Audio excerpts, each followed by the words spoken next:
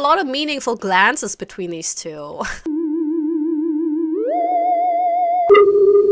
Let's play Dead Names. Hello and welcome to Hula Noob Play Short in your games. Today I'm going to play a game by Flower Studio. This is actually a Game Boy game, but it's also playable on the browser because, newsflash, I don't have a Game Boy. I never had a Game Boy, and I am the Game Boy generation. I just never had one.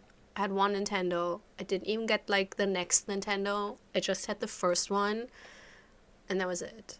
And then it was a long time of PC games, and then finally at some point, very late, PlayStation 3 I think is where I started. Anyways, this is a super short, small science fiction visual novel set during winter day in a future that hopefully never comes. That's it. Nothing more about the story, which makes it very interesting to see. Also, yeah, I think 6 to 7 minutes, so this will be so fast.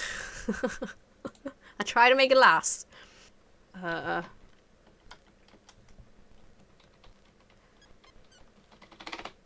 Okay, I don't know. I had to click a button that shouldn't be the button to click. I'm Detective Maria Branford. What did I... J. What? State your name for the record. Ash de la Cruz.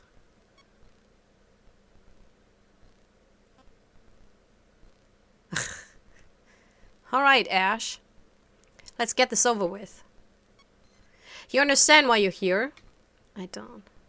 Yeah, okay, at least someone does. You're being charged with first-degree murder and destruction of property.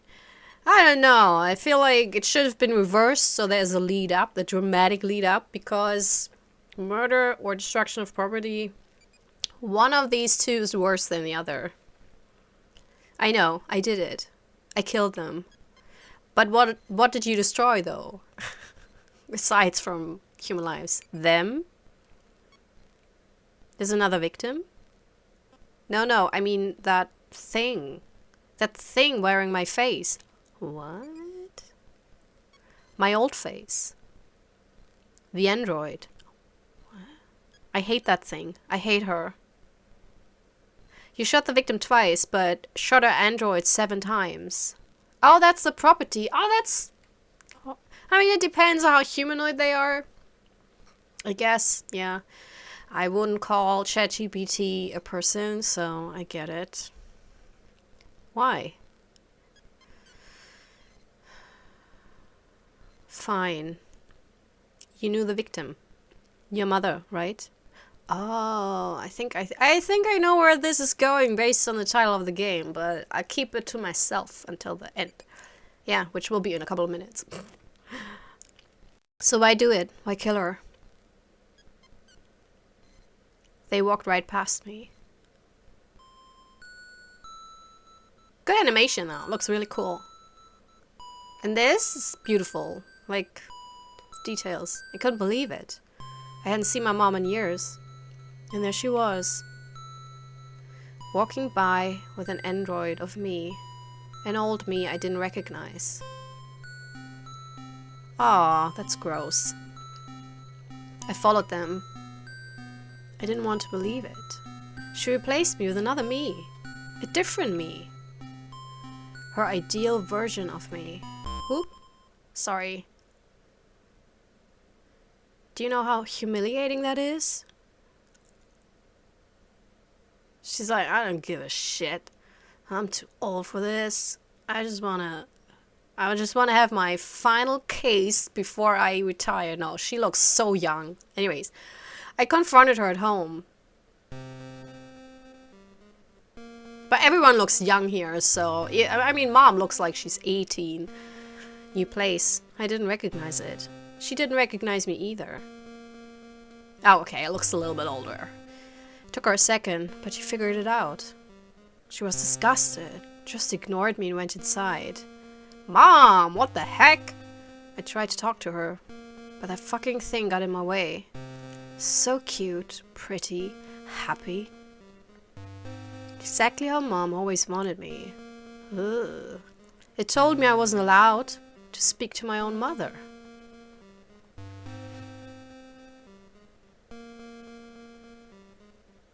I get it. I mean, not the murder of the mom, so I shot it. Kept shooting until it stopped moving. Like, I don't get the shooting, but I get the emotions. Then I went inside and shot her too. That's it. Wow. Dramatic. Thanks for making this easy on me.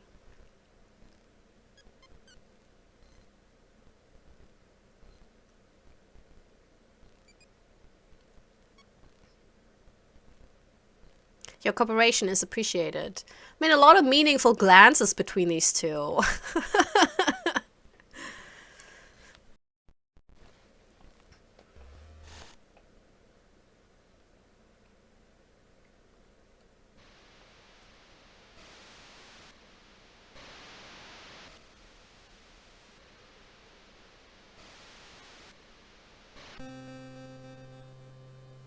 That's the house of the victim. Or the perpetrator. And, well, the victim, yeah. That's what she's doing here. Or the detective. I don't know if it's a... If the detective goes by she. Going home. So... Wait, is it the mother? No. No. Oh, okay. Okay, I was like, is that the ending? I don't get it. Okay, hi mom, welcome home. Is that also an android? That looks not really... How was work today? It was fine. Look the eyes. It was fine.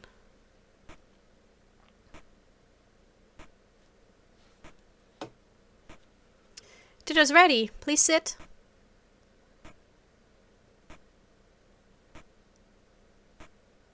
It was very cold today, Mom. Oh, it's dark. Were you able to stay warm? Yes. I hate you. I'm so glad, Mom.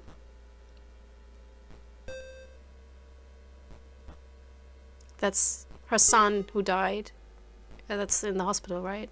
I hate you so much. Aww. Mom, are you okay? You look upset. Oh. You'll be glad I'm dead. Oh, or were those the last words she heard from her son? Which would be horrible. Stop it. Mom? You never wanted me. Oh. It's easier to replace me, isn't it? Oh, ooh, boy. It's a happy-go-lucky story.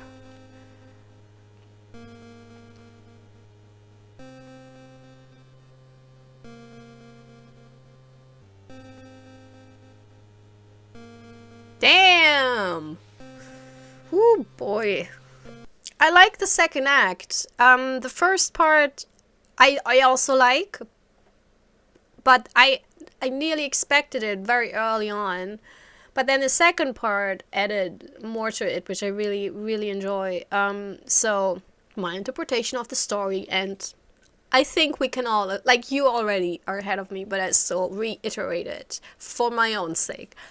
So obviously the perpetrator was trans, and mom was an asshole and didn't accept that. And so mom got an android to get her like feminine, you know, perfect version of the kid she wanted, instead of respecting and welcoming the kid she had.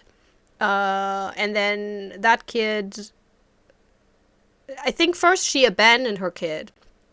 And I think that was already bad. And the kid didn't know that, you know, mom replaced them.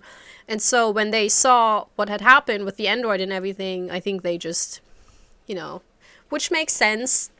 I don't even think, you know, in front of the law, it would have fallen under, like, murder, but more like manslaughter or something, because that felt like a very heat of the moment thing to do. But yeah, very, you know, horrible on everyone's sides. I mean, everyone's the asshole, but still, murder is murder. Like, I'm sorry, you know, I'm not a full pacifist, you know, because there's some cases where I'm like, you know, it's kind of okay. But in this case, yeah, I'm not like it didn't help the kid, right? I mean, Ash wasn't happier after, like, it didn't really help Ash at all. They are now in jail for probably a very long time, and there's no freedom, there's no resolution, there's nothing, you know. And I think a proper confrontation, or maybe even making peace with the fact that mom is a shit stain on society and shouldn't be called mom in the first place, probably would have helped more.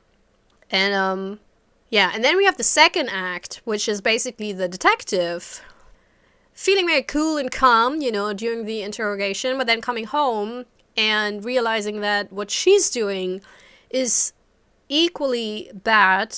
Although I would disagree with that, but I think that's what you know, that she realized this is not right, because she lost her kid to cancer, and I guess her kid basically said all those horrible words.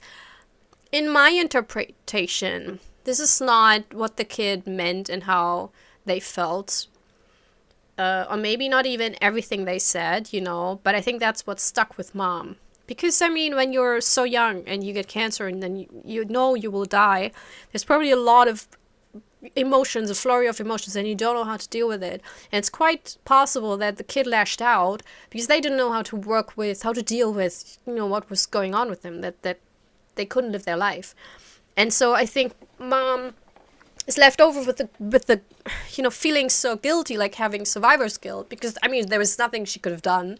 And that's why maybe she got the android to kind of, you know, erase those horrible memories, the hurtful words that were exchanged, and pretend, first of all, that their kid was alive, but second of all, also, that everything's fine, that they never had an argument, that wasn't the last memory. And then when she heard the case of Ash, she realized, obviously, that this was all empty. And not even empty, but I think in her case, she also thought it's actually an insult to her dead kid to replace them, basically. And that is the part where I'm like, from a story point, perfectly written. I think it's great. I wouldn't think that the mom, the detective, is at fault, because this may sound harsh, but the kid is not there anymore. They can't have feelings anymore.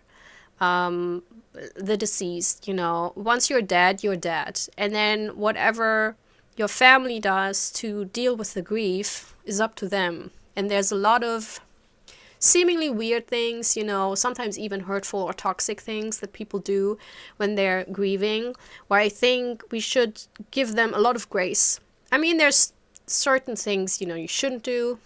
Like, it's not an excuse to be abusive or whatever.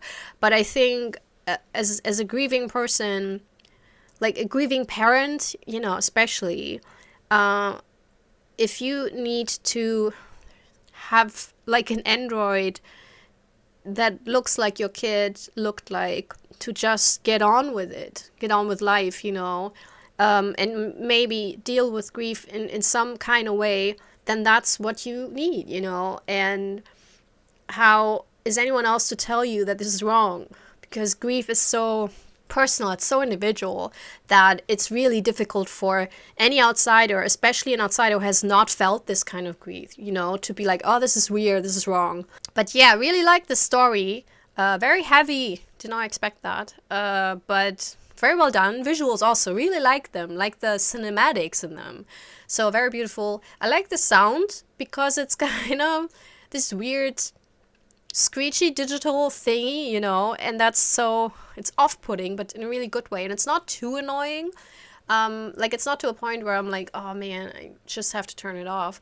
So I think that's very well done, and overall a fantastic little mini game. So yeah, I'll definitely follow the developer and see what they come up with next. And other than that, what did you think? How did you interpret the story? Do you differ from my interpretation and also my opinion? Maybe. Yeah, also with Android, here's a question. Like, and we're not going the grief direction. That's a little bit too sad. let's just, in a world, like we had this scenario in a lot of movies and even video games, you know, where androids are real and they can look like real people and they can kind of act like real people. Would you get one to, yeah, like, you know, for your family or to do housework or stuff like that?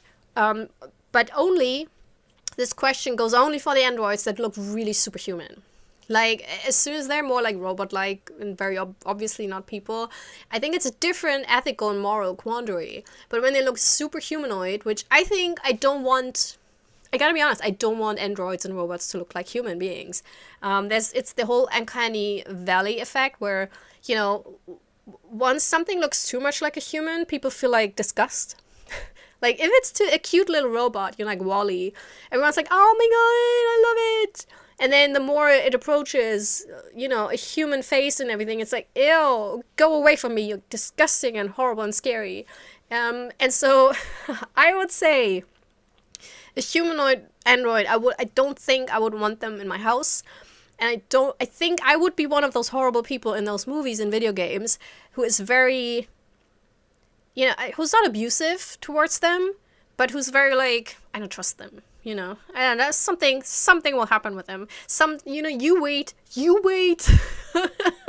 That would be me. But what about you? Would you invite them to your household? Would you happily engage with them? What would you do? That's my question. Also, if you're new to this channel, I play a lot of horror games. That's it. Currently, I'm actually playing Signalis, which came out a couple of years ago, so I'm a bit late on that. But it's a super cool survival horror game, science fiction, has some cosmic horror elements in it. So I'm super happy to have found a game like this, and I'm currently playing it, and I'm not doing very well, but I'm enjoying myself a lot.